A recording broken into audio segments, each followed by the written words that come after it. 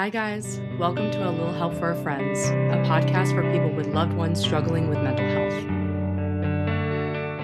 Hey, little helpers. It's Dr. Kibby here. Before we dive into this episode, I wanted to tell you how I could help you navigate the mental health or addiction struggles of the people you love. Cool is the online coaching platform and community that I built to support you in the moment when you need it the most, like having hard conversations, asserting your needs, or setting boundaries. Even if you're just curious and want to chat about it, book a free call with me by going to the link in the show notes or going to coolamind.com, KULAMIND.com, and click Get Started. Thank you and enjoy the show. Welcome back, little helpers. Today I'm going to talk about avoidant personality disorder. Someone with avoidant personality disorder has this chronic pattern of avoiding social interaction. It is a disorder that's defined by really deep feelings of inferiority, being less than or inadequate compared to other people, and a real sensitivity to any kind of rejection or judgment or criticism. Even hearing this, you're like, who isn't like that? So I think that it seems like avoidant personality disorder seems to me like a more rare disorder than the ones that I've always talked about, like borderline personality disorder or narcissistic personality disorder. But actually, I think especially since the pandemic, avoidant personality disorder has really had a new heyday. Actually, I've already covered this topic in 2022. When I was hosting with Jacqueline Trumbull, we did an episode on avoidant personality disorder. And to our surprise, it was really popular, but really highly criticized. It gets pretty negative comments on Reddit and, on the platforms that it's posted on. And looking back, I totally understand why. With this podcast, I don't want to just riff on things that I believe or just make up. I really root whatever I'm talking about in the science. And to my surprise, we didn't find a lot of research on avoidant personality disorder. So we kind of had to offer and talk about was my personal experience treating avoidant personality disorder, and then the research, which was just kind of like nothing. So we must have come across as just a bummer. Like we might have come across like this is a really tough disorder for the people who have it and their loved ones, and there's not a lot of good treatment options. So probably our disappointment was was evident through the actual episode. So I wanted to do this again. I wanted to be a little bit more positive and hopeful, and luckily there is a little bit more research on it, so that's something I could talk about. And I really think that maybe the pandemic, maybe the economy, maybe Gen Z, maybe the rise of social media, I don't know, but avoiding life and being terrified of criticism and rejection and judgment is rampant. It's like probably at an all-time high right now, right? So we all probably have traits of avoidant personality disorder now, and we're struggling with it and we don't know how to break out of it. So in this episode, I'm going to talk about what avoidant personality disorder is, like how do psychologists actually diagnose it, and how is it different from its similar cousin, social anxiety disorder or social phobia. And I'll talk a little bit about the research that I found on what treatments actually help, including a case. I'll talk a little bit about my case, and my experience working with this disorder, but also I found a case study on treating avoidant personality disorder with cognitive behavioral therapies, which I thought was fascinating. So I'll give hopefully a more optimistic overview. So what is avoidant personality disorder? So again, this is someone with avoidant personality disorder is just always afraid of social interactions and relationships because they feel like they are inferior. They're worse than other people. So they have this really low self-esteem, and they're terrified of any kind of rejection or criticism. And because of that, they constantly cope with those feelings by avoiding any situation that could possibly bring up those kinds of things. So in order to diagnose the avoidant personality disorder, I'm actually going to read out the different criteria. And these criteria are traits. And as you can imagine, hearing them, some people, a lot of these traits are normal. Some people have them a little bit and some people have them a lot. And it's a sign of avoidant personality disorder when someone has these traits in a pervasive, persistent, and impairing way. Meaning, if it's pervasive, they have this trait, they act like this everywhere in their life, at home, at work, with new people, old people, close friends, family members, everyone. Persistent means over a long period of time, so most of a person's adult life. And impairing, it gets in the way of the life they want to live, right? So in order to actually meet criteria for avoidant personality disorder, you need to have 4 of the following. So the first one is avoids occupational activities that involve significant interpersonal contact because of fears of criticism, disapproval, or rejection. And that means someone who has avoided jobs, school, programs, activities, or tasks that have to deal with a lot of people. As you can imagine, that is so common now, especially, like I'm a very social person, but I'm mostly home alone talking to a camera right now. So a lot of us are not dealing with a lot of people. But it's really the key point of why. Why is someone avoiding having to deal with a lot of people? And that's because they're afraid of being criticized or rejected. So if you're someone who just doesn't like to talk to people, you're not a people person, and you're totally cool with it, fine.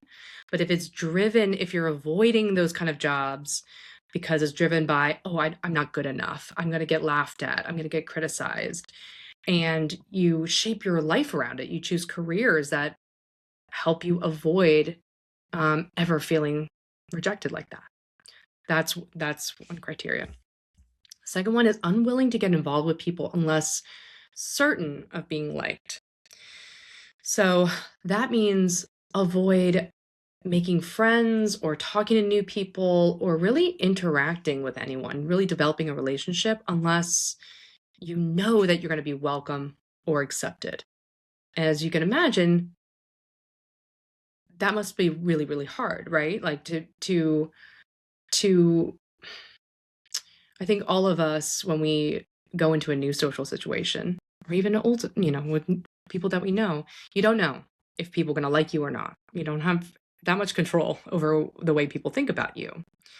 But if that stops you from interacting with them entirely, right? Like not even taking the chance of meeting someone new, not even taking the chance of just spending time with someone and being like, okay, we're not for each other, then that intense avoidance is one of the traits. And another way to tell that is if you don't know whether someone likes you, would you ever make the first move? Would you ever talk to someone without knowing, okay, I know they're going to like me, or they're going to initiate first? The other trait is show restraint with intimate relationships because of the fear of being shamed or ridiculed. So this is kind of the same thing, right? Avoiding rejection and criticism at all costs. And on the, with new people on the outward facing side, that's just, I'm not even going to talk to new people. I'm not going to interact. I'm going to avoid parties. I'm going to avoid networking, jobs. But this is, okay, what about the few people you do have in your life? Like the few friends or family members that you do have. Do you find it hard to be open, even with people that you're close to, even with people who have demonstrated that they're trustworthy and they love you and care for you?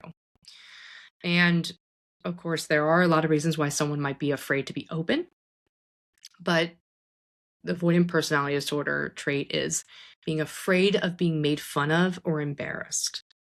So it's really about the fear of being seen as lesser than, right? It's not the fear that they're going to hurt you or they're going to be envious of you, but it's afraid of they'll see how inferior I am and they're going to shame, and I'm going to feel so ashamed. I'm going to be ridiculed for this. Okay. So you can't even be open with the people that you're close to. And then this is the next trait is preoccupied with being criticized or rejected in social situations. So this is interesting because I feel like a lot more people are doing this now because we have way less in-person interaction. So I feel like that maybe it's just the people that I tend to work with in my practice, but there's a lot of this overthinking and ruminating over what do people think about me, right? If we were all in person like we used to be, right? You can kind of tell you get more feedback faster, but I think now we're kind of on their phones talking to people all the time, being by ourselves in our heads, and the like overthinking, what did that person think I was stupid, or do those people hate me, blah blah blah, right? So we're overthinking it a lot more. But this is spending a lot of time worrying about it. People with avoidant personality disorder think about this a lot, all the time. Not just with new people, not just with like, oh, the people I wanted to impress, like the cool people, but like every time they talk to their partner or even their therapist or their friends, new people, it's constantly worried. Were they criticizing me? Did they like me? Are they rejecting me? Right? It's just these kind of like preoccupied, obsessive thought loops. And then another one is inhibited in new interpersonal situations because of feelings of inadequacy. And this looks like the person is just quiet or doesn't show a lot about themselves and inhibits, like really closes down and shuts down when they're with new people. And again, there could be a lot of reasons why someone might be quiet with new people. And often if you say something like, oh, it's because, I don't know, I'm just more of a quiet person. I like to, hear from the other person before I talk. That's not what we mean. People with avoidant personality disorder are quiet because they feel not good enough. They feel inadequate, right? It's this feeling of like, oh, if I spoke up, if I showed anything about me, it would reveal that I'm lesser than. I will be shamed. I'll be rejected. And then two more. One is views self as socially inept, personally unappealing, or inferior to others. This is one of the core things about avoidant personality disorder. It is a core belief that you are not as good or smart or attractive or worthy, really, than most other people. Now, it is, in my opinion, it's healthy to understand that you're not the best at everything, right? Like that might be a little bit more narcissistic, but it makes sense that, everyone who responds to this question would go, yeah, when I went to this new school and, everyone was so smart there and I just felt like less than them. I felt like inferior. That is more a normative response of like, there are different situations where you're going to feel differently about yourself and how you measure up to others. But avoidant personality disorder is, I feel like that it is a core feature that they just believe they're inherently lower than other people. All people, most people, right? Maybe there's one or two people that are like, okay, maybe I'm better at piano than they are. But you walk into a new situation and go, I'm not as good as these people. I'm lower. I'm less attractive. I'm inferior. They're just better people. I'm like the omega. All these people are the alpha. And the last one is similar to the other ones, but is unusually reluctant to take personal risks or to engage in any new activities because they may prove embarrassing.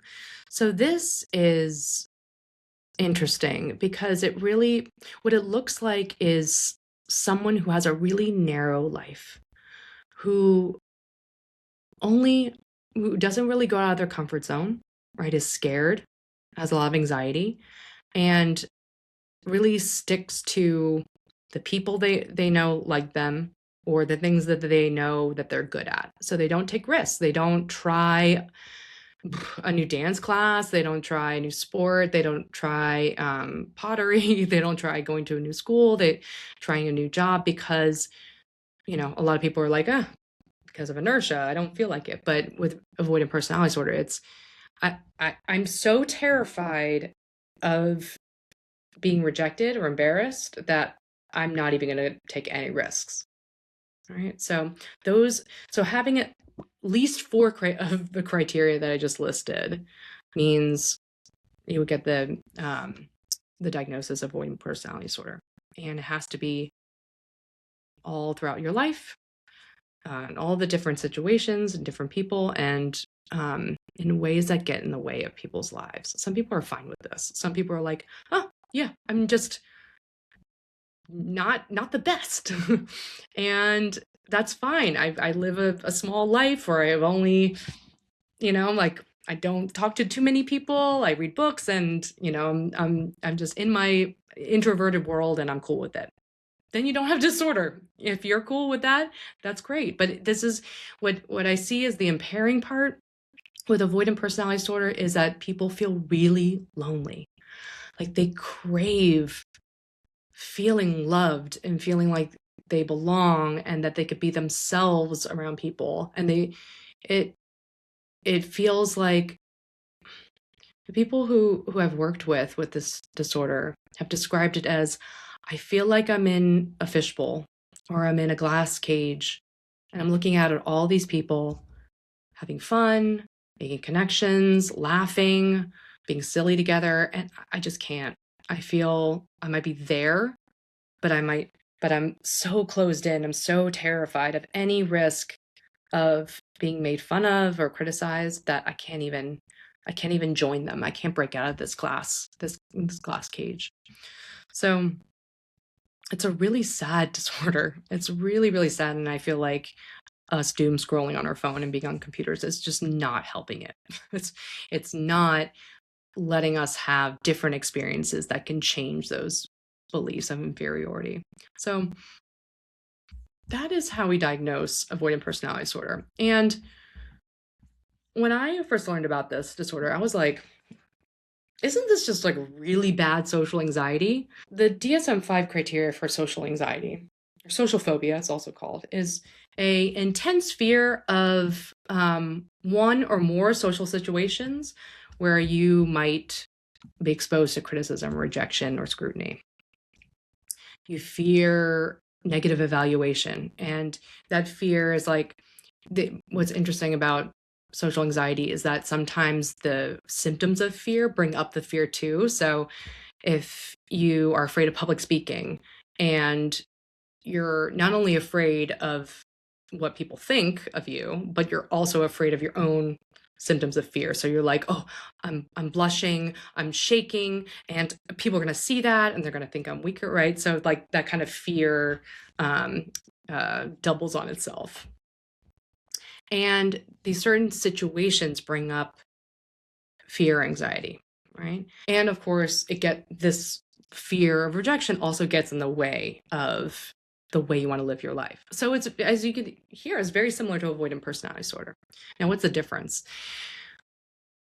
As I talked about on the other episode on personality disorders is basically a fancy, and I hate that term, personality disorders, but it's more of this chronic pattern. It's like, what do you like all the time with everyone?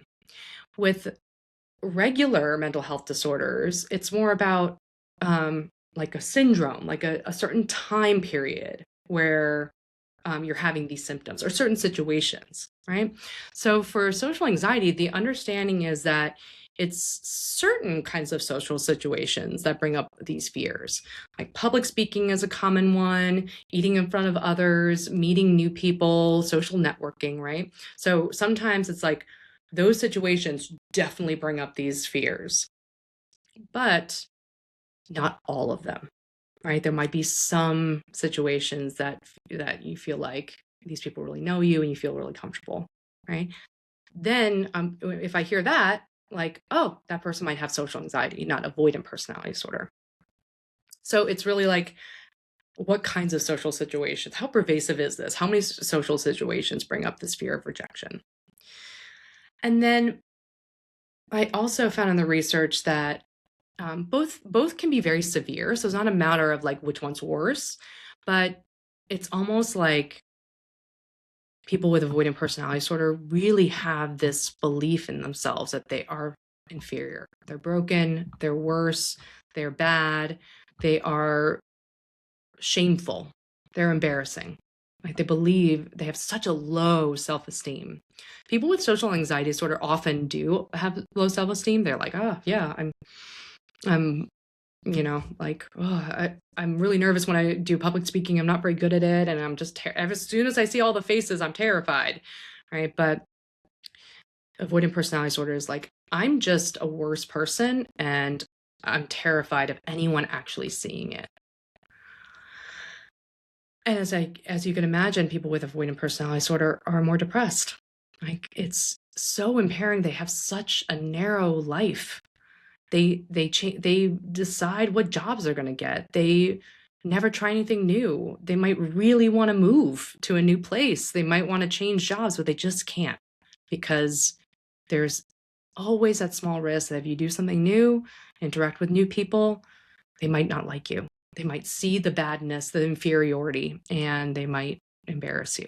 Like, so it's a really gripping, a really deep-seated belief in avoidant personality disorder. To give an example of what this looks like, I've worked with a couple people with some avoidant traits, which is getting more and more common. But I remember there was this one person, I won't give identifying information, so because kind of muddle the details. But there was someone who I worked with for about 6 months, maybe a little bit less, in cognitive behavioral therapy. And this person was a lovely person. It just so kind, so talented, so strong. And I had so much admiration for this person that it was so confusing to um, just hear the opposite from them about themselves. And this person was they had their own family, they had a spouse, they had kids, they had friends, they had a job. Like, actually, if I'm thinking about it now, I would say that at some point it was probably low severity because that person was able to make all of those connections. People with severe avoidant personality disorder are just like never leaving their rooms, right?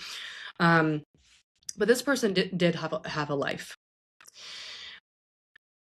But every week, every single week, we talk about how they could not stop thinking about an incident during that week that made them feel rejected or criticized. At first I was like, okay, this seems like normal, like social anxiety. I get this. This is, like, it makes sense. I validate and like kind of talk through it.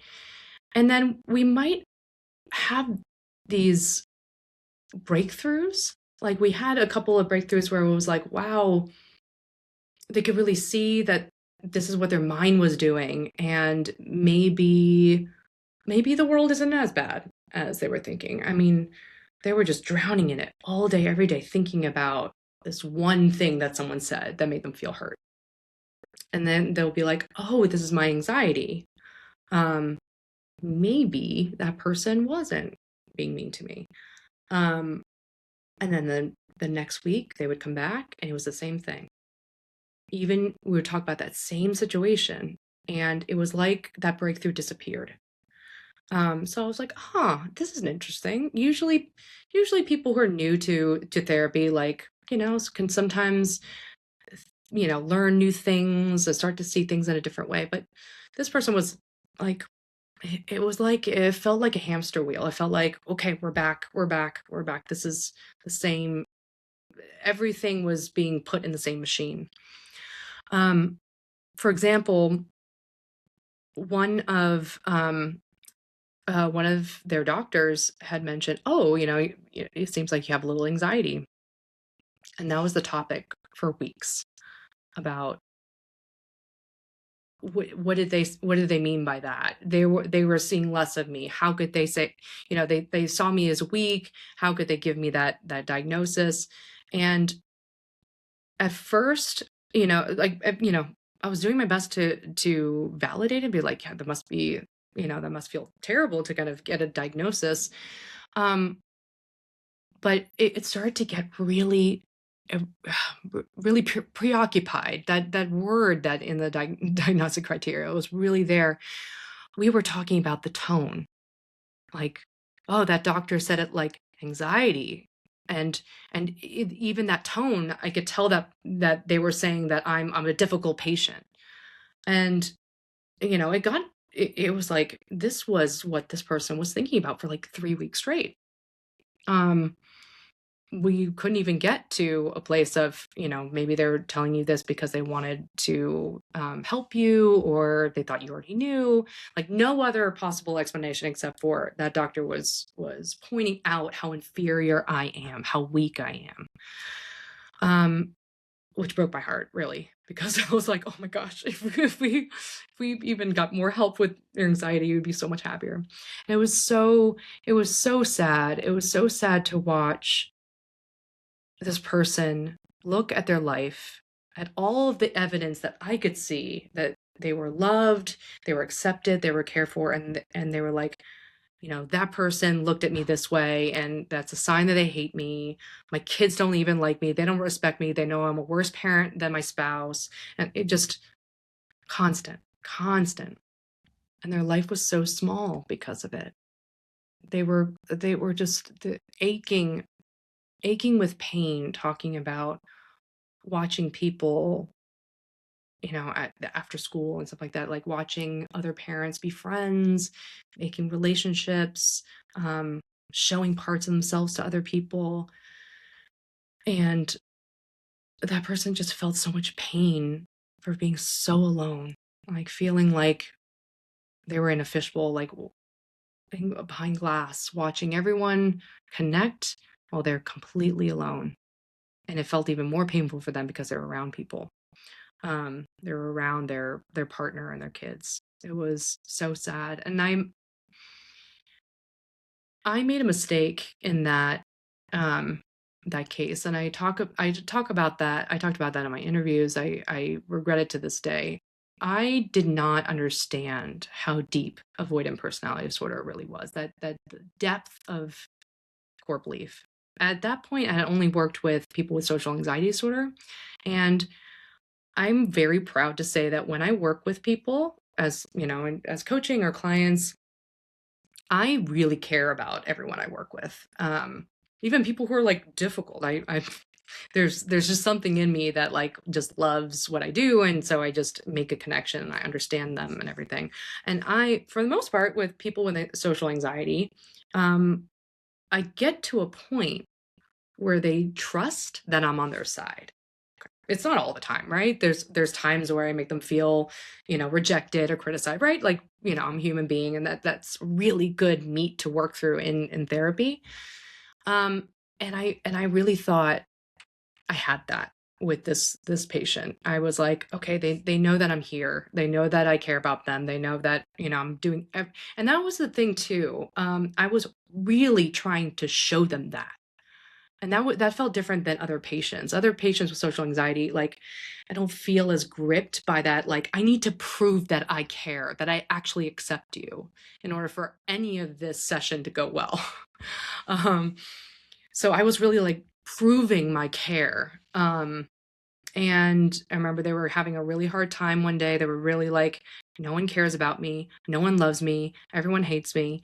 And I made the mistake and I invalidated that person's feelings. I was like, "Ugh, it must feel so hard, but, you know, I'm pretty sure your partner sounded like, they said these things that they said, 'I love you.' Like, do you feel that?" And they're like, "No, they're lying.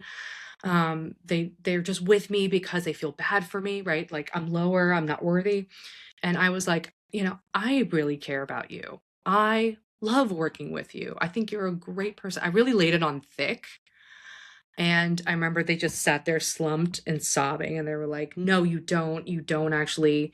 You're lying to me. You see me as worse than." And I was just arguing against it. So I made the mistake that now I teach everyone, don't, when someone's really dysregulated, don't argue about what they're saying, because they're saying, "I'm just lonely."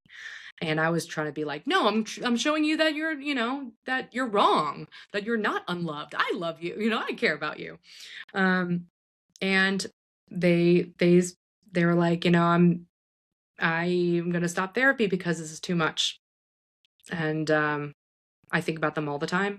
I, I'm, that was one of my mistakes. Well intentioned, but that is what happens with people with avoidant personality disorder. And this is what the experience of loved ones that I've talked to, people who are partners or friends of people with avoidant personality disorder. The loved ones feel rejected a lot, ironically. Same with social anxiety disorder. When you are afraid of rejection,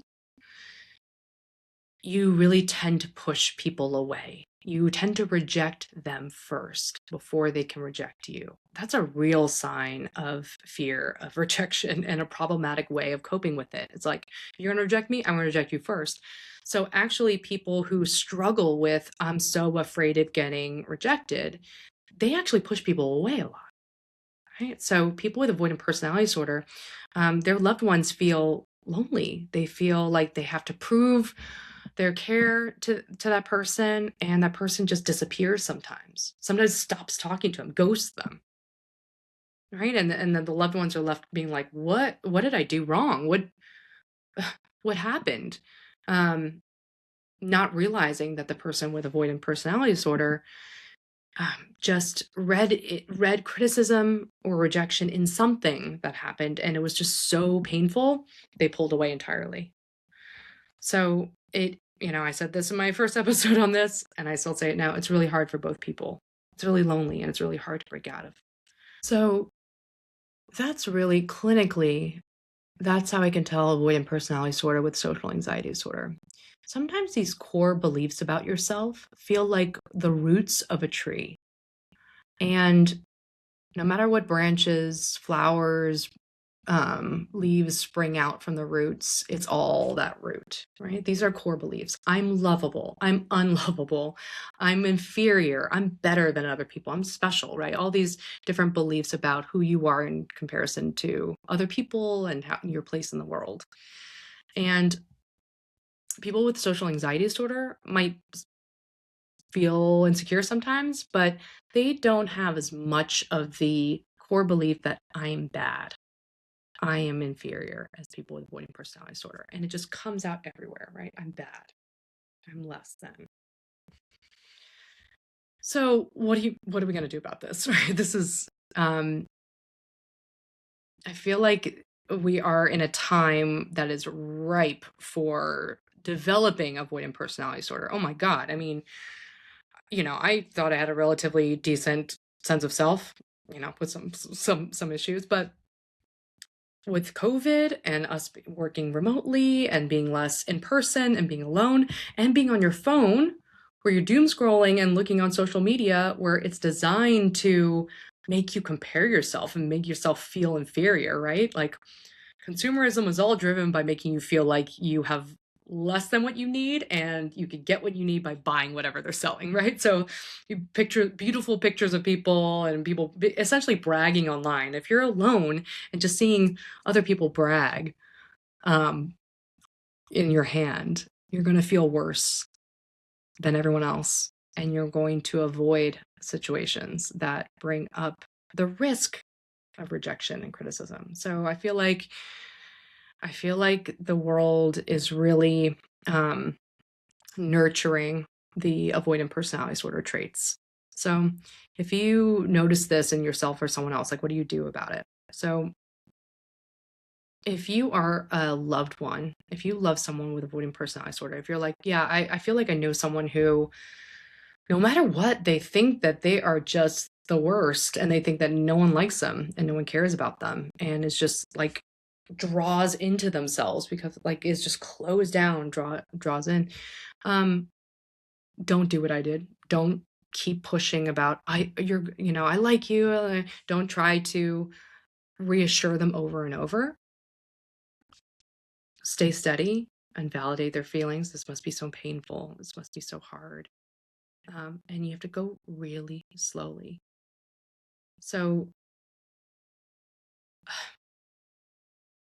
I hesitate to say this because this might put a lot on the loved ones, but know that they are like terrified inside.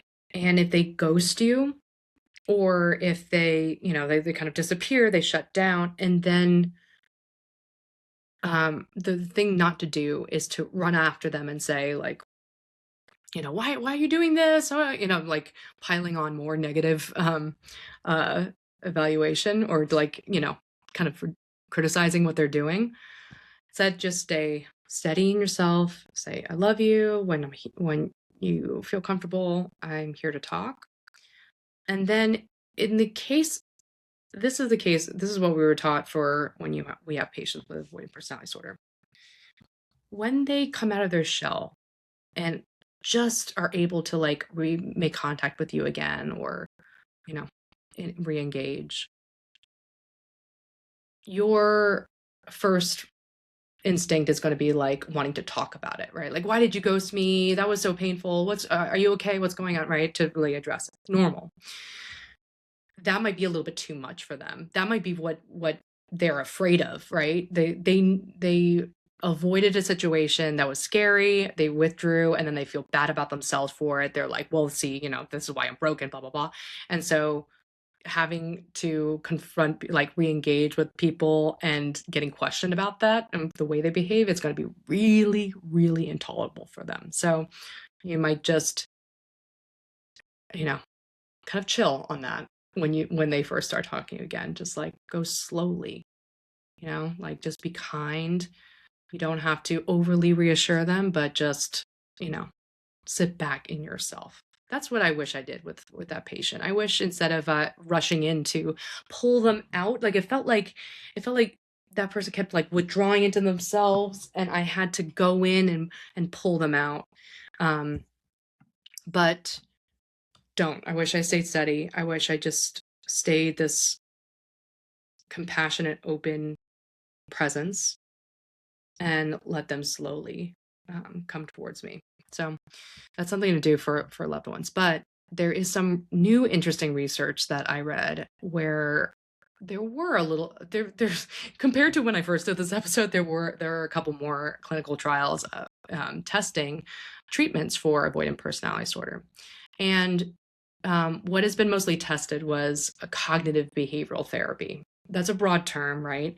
But cognitive behavioral therapy for any kind of like social anxiety is usually addressing the avoidance. That's the behavior part. Like instead of pulling away from something, approach it, right?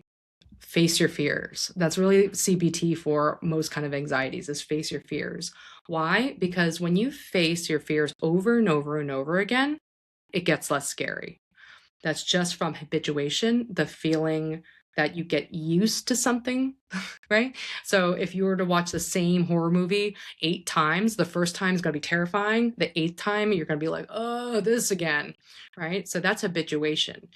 The anxiety just naturally goes down when you're exposed to the same thing over and over. And the key part there is that you're learning that this is not as scary as I thought. This is not as dangerous as I thought it would be.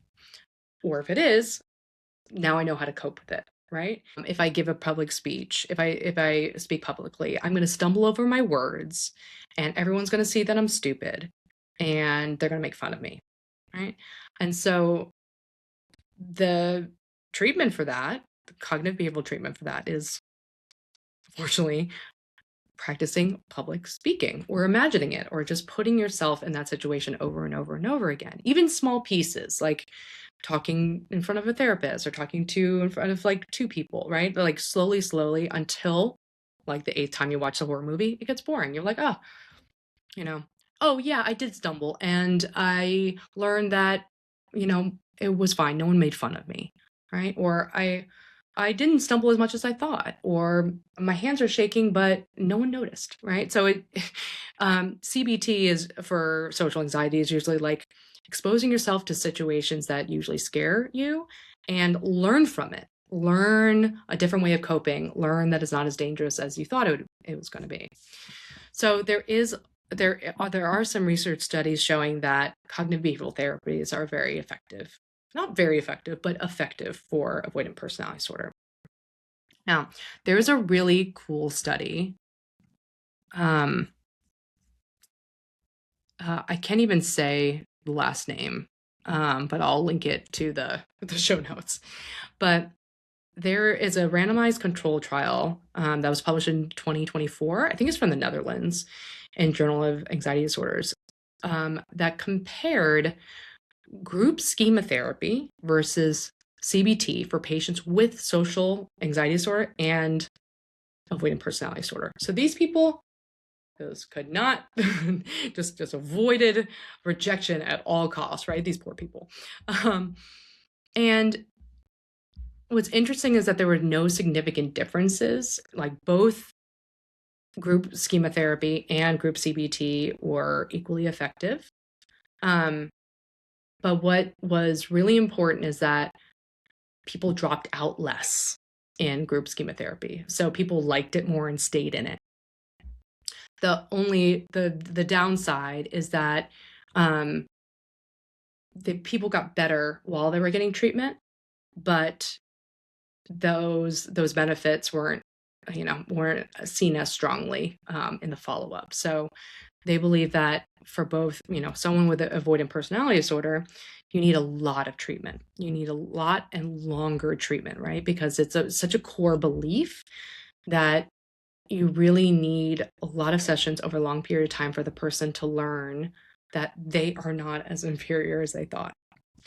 And for reference, in this study, they did 30 weekly 90-minute sessions, right? So, and then followed by 3 months of no therapy. So they felt like that was not enough. The researchers were like, great, CBT and schema therapy works, but we probably need more. We probably need more sessions.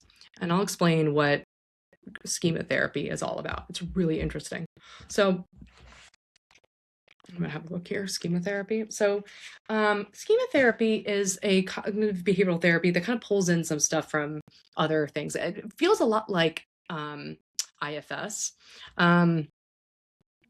internal family systems, but schema therapy was developed as a treatment for personality disorders, originally mostly for borderline personality disorder.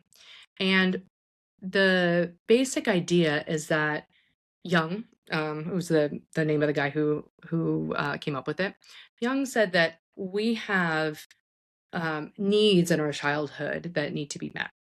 And if they're not met, then we compensate in different ways. We kind of have, it kind of shapes our core belief in ourselves, and we compensate by, either like doing it, try to get it too much in our life or running away from it. So the whole therapy is about really understanding these different modes that are brought up when these unmet needs are triggered, and then really understanding them and working with them. So according to schema therapy, avoidant personality disorder, that core belief that you're bad and not worthy and lower, is usually because your needs of being emotionally supported were not met. You were emotionally neglected. Your parents or caregivers didn't listen to you, didn't see you, didn't meet your needs, didn't treat you as someone worthy, right? Most of the time, they've also just been like criticized, like harsh punishment, right? So the need that wasn't met is emotional support. And avoidant personality disorder is a way to cope with that feeling, with that unmet need. So in this book, for example, Avoidant Personality Disorder, the main modes are a lonely, vulnerable child mode. So this deep feeling that I'm alone and I'm a weak, inferior, scared child. A punitive parent mode, which particularly induces feelings of guilt. So that is usually, like probably what they brought in and learned from their parents who are critical, or even just a way of coping, that feeling like that internal inner critic, right? That's like, you did this wrong. You didn't do enough, which I know what that feels like. But this always feeling of like I'm being punished inside, right? And avoidant protector mode is another part of avoidant personality disorder. And that is, it helps patients distance themselves from inner needs, feelings, and thoughts. So in avoidant personality disorder, feelings of loneliness and even like, I feel rejected, like any of that, the pain of normal social interactions and relationships is so painful, is so uncomfortable and intolerable that their avoidant protector mode is a coping mechanism to protect them from that, right? It makes them go, that feeling of being rejected is so painful. I'm just going to avoid thinking about it, avoid feeling it, avoid any situation where that person might not like me, right? So it really like shelters them from discomfort. And the compliant surrender mode, which relates to the typical submissive behaviors of these patients where they subjugate to the needs and ideas of others. So this is like, I care about being liked. So it's a people pleasing. I care about being liked so much that I'm just going to be totally uh, submissive, right? Ignoring my own needs. I'm here just to, I'm inferior and I'm just here to make you happy. And if not, I'm going to run away. So that's how schema therapy would think about avoidant personality disorder, right? You have this vulnerable child, lonely, vulnerable child, and all these different modes to protect them from it, avoiding, being hard on themselves, being submissive, right? Just like avoid any kind of punishment, avoid getting in trouble. I feel like that's probably it. Like avoidant personality disorder is an intense need to avoid getting in trouble socially. So while cognitive behavioral therapy would work on, okay, what are these beliefs that are not serving you? That everyone hates you, that new people are going to make fun of you, laugh at you. Well, let's expose yourself to new situations with new people and learn how to habituate, right? Like learn to, practice makes perfect, or facing your fears, or learn how to cope with it. If they reject you, like let's learn how to tolerate it and how to work with it, how to cope with feeling like someone doesn't like you. But schema therapy is a little bit different. So it's still focusing on all those things, but there's a little bit more. It's probably I could tell why it's people didn't drop out as much, because cognitive behavioral therapy is like, like just put yourself in those situations that scare you and then, you'll get better, which nobody likes doing that. It's really effective, but no one likes it. But schema therapy is a little bit more about, let's notice all these different modes. Like when does your avoidant protector mode come up? And let's notice what it's doing, notice what it's making you do. Let's validate it. Let's be soft and compassionate that you have these different modes that protect you, and let's learn to do something different. In schema therapy, you might do some imagining old painful memories when you first felt like you were the invisible lonely child, and really picturing it, and then a little bit of limited reparenting, right? The therapist is there and you're there to kind of learn a new way of addressing this mode of yours, right? Like I'm a lonely child, I'm not good enough. And instead of, really developing that punitive parent mode of like, yeah, you're not good enough, you are wrong, blah, blah, blah, but learning, okay, maybe I can understand that. I understand that I was scared at the time, and what would it be like if I were gentle to myself? What if I was supportive? Well, what if I were compassionate and protective, right? So like relearning how to parent yourself inside, learning different ways, different modes of coping mechanisms for these painful feelings. So it's a little bit more about the relationship, is a little bit more experiential. Like you might do chair exercises where you like the patient will sit and look at a chair and imagine different parts of them are there, like imagining themselves as a lonely child sitting in the chair. What would you say to that? So it's a little bit more about like these inner parts of you and working with them with gentleness. Not that CBT is not gentle, but CPT is a little bit more like, yeah, let's just expose yourself to really scary situations and then, go for it. So you can imagine that the group schema therapy didn't have as many dropouts. It's a little softer. I mean, the study is even interesting because it's both group cognitive behavioral therapy and schema therapy. So people who probably did the study have enough, I don't know, enough of a motivation to like be in a group doing therapy, which I can't imagine anyone with avoidant personality disorder really finding that comfortable. But like that's probably a good thing if they're able to do group schema or group cognitive behavioral therapy.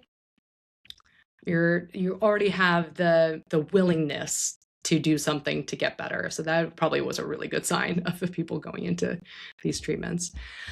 And I also link this case study that I found describing what it would be like to do schema therapy with someone with avoidant personality disorder. And this case was really interesting because it sounds a lot like what a lot of Gen Z people are struggling with.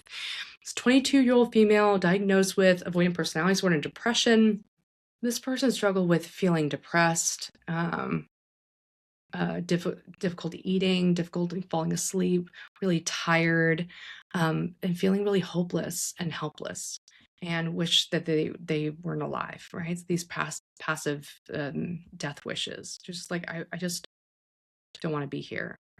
And probably more common, she's spent most of her days in her room and spent a lot of time on her phone, and felt really terrified to talk to other people because she always felt inferior to others. So that was the case that's described. And this therapist who wrote this noticed that the different modes that we're talking about, when we talk about, again, schema therapy and modes, it's like the different, I don't know, it's kind of like a persona or a different way of being, right? The way of, the feelings and your behavior and what you tend to do in response to something. So they had these core beliefs about herself were driven by feeling abandoned and emotionally deprived, not supported, right? So that was the need that wasn't met in her childhood. And the way she coped with that was subjugation, like being inferior, right? Just like, I'm worse, I'm putting my head down, I'm submissive. And the other parts of her were unrelenting standards. So this perfectionism, like, you can't mess up. If you do anything that is a mistake or not perfect, then people are going to laugh at you, right? People are going to reject you. You're going to get canceled, right? And she also had others like social isolation, defectiveness, mistrust, right? She didn't trust anybody because she was like, I'm so defective. I'm so broken and worse that I just need to be alone. I can't be around anyone else. So the interesting part about this case is that, kind of like a lot of people now, this case called Miss A was really afraid of emotional overwhelm. So she said things like, I'm scared if I feel too much, I'll not be able to manage that. And I cannot feel weaker. So the idea that she would feel uncomfortable was just out of the question, was unbearable, right? So she felt a lot of like, I can't cope with my own feelings. And the thing that the therapist noticed was that she had a strong avoidant protector mode and a self-soother mode. So that is the interesting thing about phones and avoidant personality disorder, is that she, in order to protect from these feelings of emotional overwhelm, she avoided everything. She stayed in her room. She didn't talk to people. She didn't take risks or anything like that. But not only was she just avoiding, but she was self-soothing with being on her phone. So feeling like she was interacting with people when she was just looking on social media, right? And self-soother modes, that's usually more of like an addiction. Like a self-soother mode is found in a lot of narcissistic personality disorder, where they are self-soothing with like drugs, like in alcohol, right? So like soothing people's feelings with something. So she was avoiding, not seeing people, not taking risk, and not making relationships, but also was like soothing those feelings with like false social interaction. And those are all working together to shield her from her distress. So that's what the therapist said was really, really hard, because as you imagine, those modes are going to be really loud in therapy, right? You're talking about things that are really painful. You're, like you're opening up to someone new, right? You're being intimate with someone in therapy. And she would, apparently her avoidant protector modes would come up, and that would look like avoiding, topics, or looking away, or just shutting down in sessions. And that's really what I experienced too with my patient with avoidant personality disorder. There were some sessions where we barely could talk because they were just inside themselves. They withdrew, they shut down. So this case describes that, really working with these modes and like really looking at each mode and saying, hey, avoidant protector, like, thank you for what you do. Thank you for trying to protect me from pain. I understand. However, what if we soften? What if we, I don't know, I'm making this up because it's not even here, but replacing that with another kind of coping mechanism, like with kindness and a little bit more openness, and really being gentle and kind with all these different parts of her. And then she started to be able to like let her guard down, so to speak. The other interesting part about this case, which I feel like I'm also seeing this a lot too, is the patient experienced her emotional overwhelm as fatigue, right? She was saying, when I'm stressed, I'm not able to move. I feel so fatigued and exhausted that I'm unable to get up from my bed in the morning. Now, I've seen people talk about this as like functional freeze, which makes sense, but that in therapy can be really tough because it makes the person really passive, right? They don't want to engage. They're just like, oh, I'm so tired, I can't even, right? So not only is it tired, but it's also experienced tired and like passive, right? I'm not going to engage. And the therapist explored this with the patient, and they described it as the wall, this feeling of the wall. So the wall is a new mode that they made up, and that is basically avoiding to protect from pain, from judgment, criticism, failure, and an angry passive child mode that's basically angry and protesting that people are not taking care of me or noticing me, that I feel lonely. So it's this frozen overwhelm state that was like, that has a little bit of anger in it, a little willfulness, a little bit like, the patient described it as exhaustion, but it's exhaustion that's like a, no, I'm avoiding, I'm blocking myself off from pain and protecting myself, but also like I'm being a little angry that this is so painful. So noticing that, working with those modes was really the key that changed this case, and she got a lot better.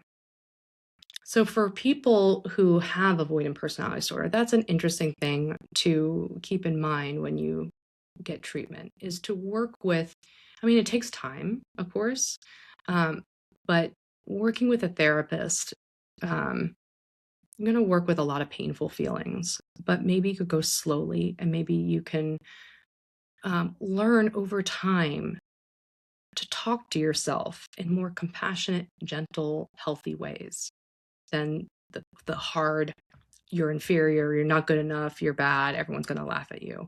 Like really slowly building up new ways of parenting yourself, right? And new ways of dealing with pain could be really helpful. And knowing that suppressing emotions and blocking yourself from the risk of getting rejected is your way of protecting yourself. But it also prevents you from really being yourself around people. And like with that, when we make relationships and when we develop intimacy with someone, it's always a risk.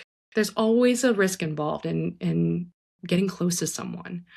There's a risk that they won't like a part of you. There's a risk that something will happen to them. There's a risk that you don't like part of them and the risk that they leave, right? Like forming a connection is scary because you are really going out of your comfort zone and risking a lot of things that could be really painful. However, those risks are necessary. They're necessary to stop being so lonely and actually making connection, right? So putting yourself out there is part of how to heal, but if that's so hard because there's so many things inside that are protecting you from that pain, then cognitive behavioral therapy or schema therapy can be really helpful. And it's going to take a long time. All these studies that I saw were like, you know, lots and lots of sessions and a lot of slow, patient work. So I will maintain what I said in my first episode that Jacqueline and I said, that this is a hard disorder and it's hard to treat because, oh my God, like personality disorders in general are hard to treat in therapy. You have people who have trouble with intimacy and relationships, and you have them sit down in front of a new person and tell, your deepest, darkest secrets. I can understand why the treatment for mental health is hard for people who are afraid of, intimacy. So it's a really lonely, painful disorder for both the person with it and their loved ones. But I can say that there is more research showing that cognitive behavioral therapy can be effective. You just got to stick with it. So that's all I have to say about avoidant personality disorder. I want to hear your thoughts about that. If anyone has it, I want to hear from you. You could always comment in Spotify and YouTube. I've seen some people comment, so that's amazing. I love talking to you guys. And I got some requests for other personality disorders. I got a request for, I think, schizoid personality disorder and one on paranoid personality disorder. So I will be covering those in upcoming episodes. And if you have any other requests, let me know. Otherwise, if you give this podcast a 5-star rating, Apple or Spotify, that would be awesome. See you next week. By accessing this podcast, you acknowledge that the host of this podcast makes no warranty, guarantee, or representation as to the accuracy or sufficiency of information featured in this podcast. The information, opinions, and recommendations presented in this podcast are for general information purposes only, and any reliance on the information provided in this podcast is done at your own risk. This podcast and any and all content or services available on or through this podcast are provided for general, non-commercial, informational purposes only, and do not constitute the practice of any medical or any professional judgment, advice, diagnosis, or treatment, and should not be considered or used as a substitute for the independent professional judgment, advice, diagnosis, or treatment of a duly licensed and qualified healthcare provider. In case of a medical emergency, you should immediately call 911. The host does not endorse, approve, recommend, or certify any information, product, process, service, or organization presented or mentioned in this podcast. And information from this podcast should not be referenced in any way to imply such approval or endorsement. Thank you.